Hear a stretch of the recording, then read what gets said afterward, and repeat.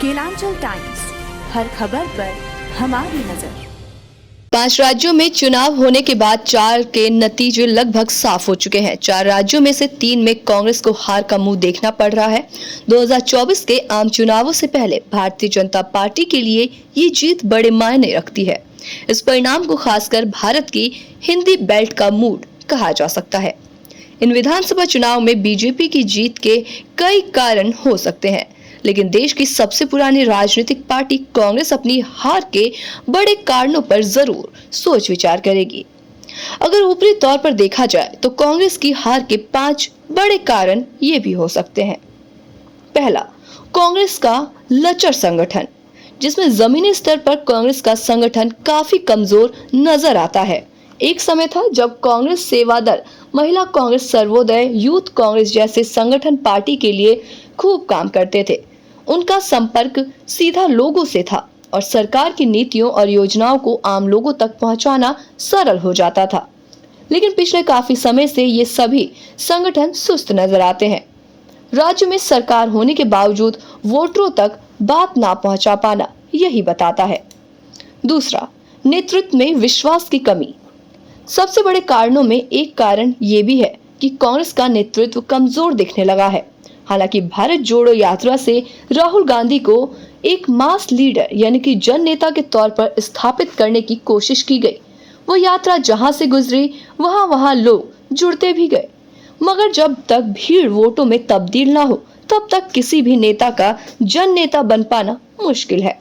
कांग्रेस के भीतरी संगठनों में ही अपने नेतृत्व के प्रति विश्वास की कमी नजर आती है, जिसका लाभ सीधे तौर पर भाजपा को मिला है।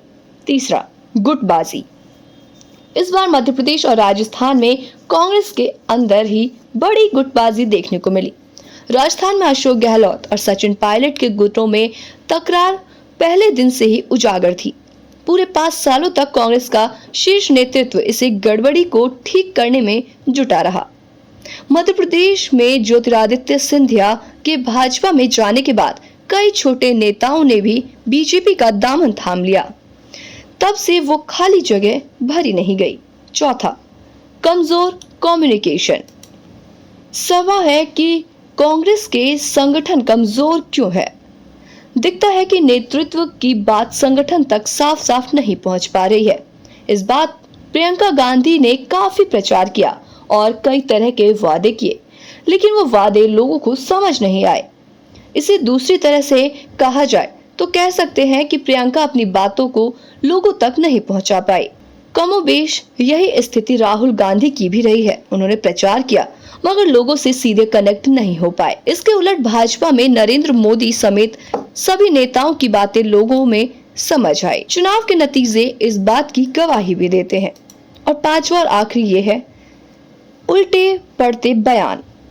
कांग्रेस के नेताओं ने प्रधानमंत्री नरेंद्र मोदी को टारगेट करने की विफल कोशिश की। हर बार भाषाई सीमा लांघी गई और भाजपा ने इसे अपने पक्ष में मोड़ने में कामयाबी हासिल कर ली। कांग्रेस नेता मल्लिकार्जुन खड़गे ने प्रधानमंत्री नरेंद्र मोदी पर विवादित बयान दिया था। कांग्रेस अध्यक्ष ने कहा, मोदी जी झूठों के सरदार बन गए हैं। प्रधानमंत्री मोदी को लेकर इस तरह की बयानबाजी होने से हर बार भाजपा को ही लाभ पहुंचता है। केलांचल टाइम्स, हर खबर पर हमारी नजर।